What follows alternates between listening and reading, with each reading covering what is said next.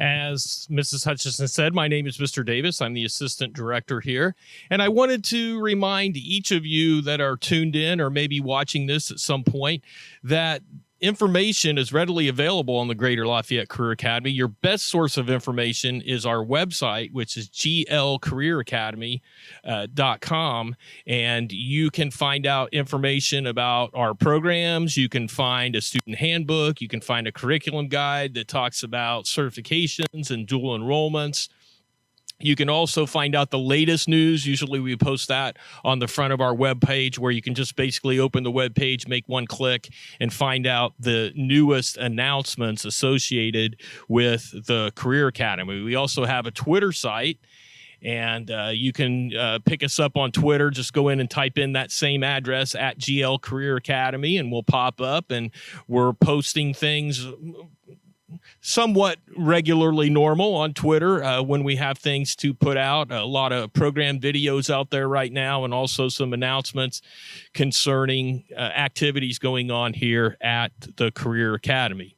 Well, if you've tuned in now at the 5 o'clock segment, we're going to take you on a virtual trip inside the building to the criminal justice room, and we'll introduce you to the instructor when we get there. So I'm going to have the tour, and we'll start making our way to the room now.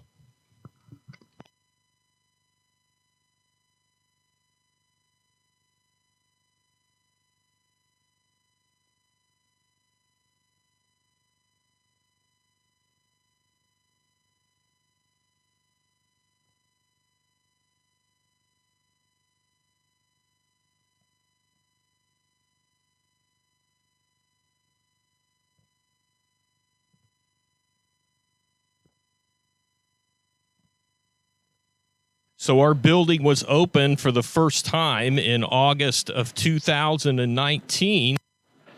We currently house 8 programs here in the Career Academy. We also have some programs that we house at off-site locations. You'll get a chance to meet our SKU instructor here a little bit later. This is the entryway area and foyer of the Career Academy. Areas for students to just kind of sit and relax, visit with each other, charge your phone or laptop. So that's a nice little area. This was all brand new when the building was built, so you'll enjoy being in this area if you come over to the Career Academy.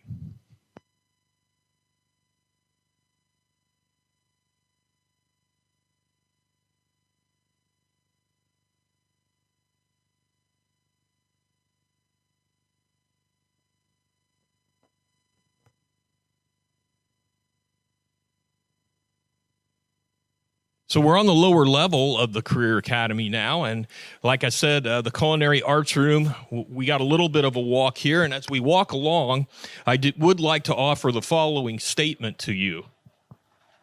The GLCA will comply with all decisions set forth by the school corporations in Tippecanoe County, along with the Tippecanoe County Health Department, in regards to COVID-19 safety procedures and regulations. Over 23 years at the Lafayette Police Department. I retired from there, and for the last 14 years, I've been teaching this course to high school students.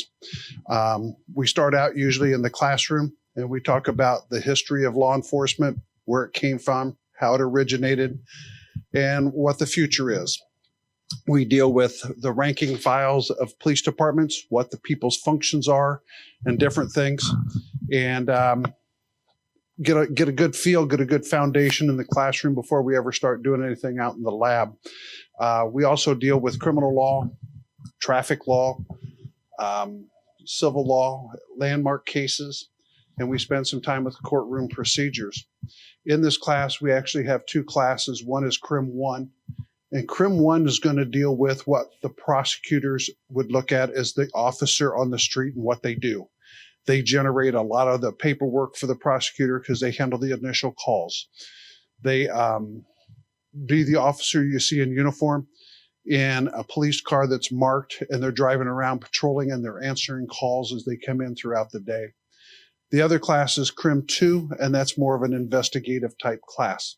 and police operations class. It's more of what you would see the upper echelon doing, or a detective when they go out to investigate a crime scene and how they function at the crime scenes.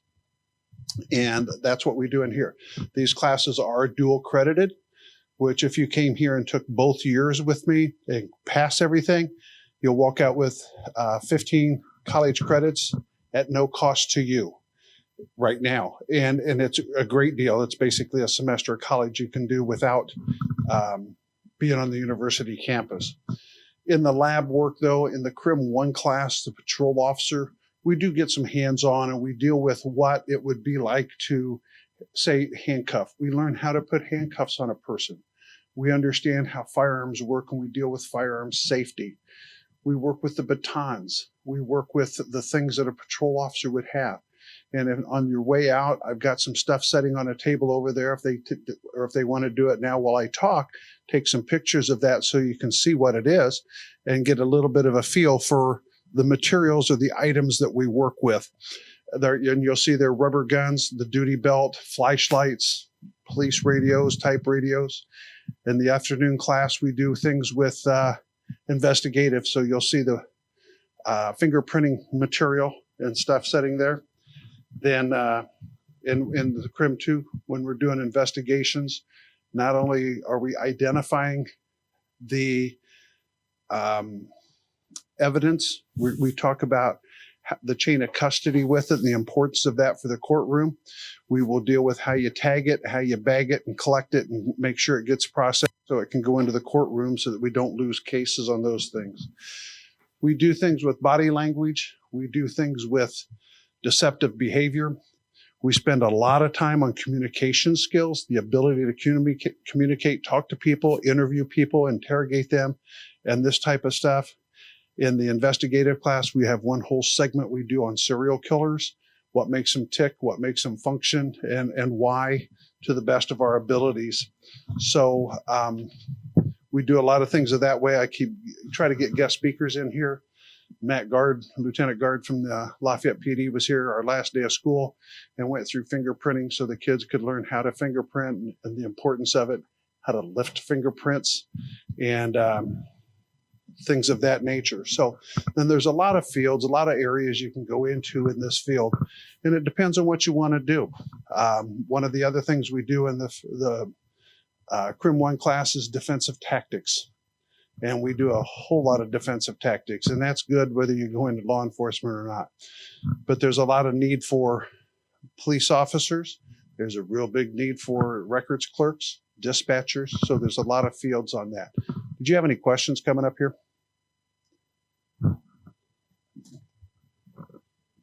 Okay. Okay.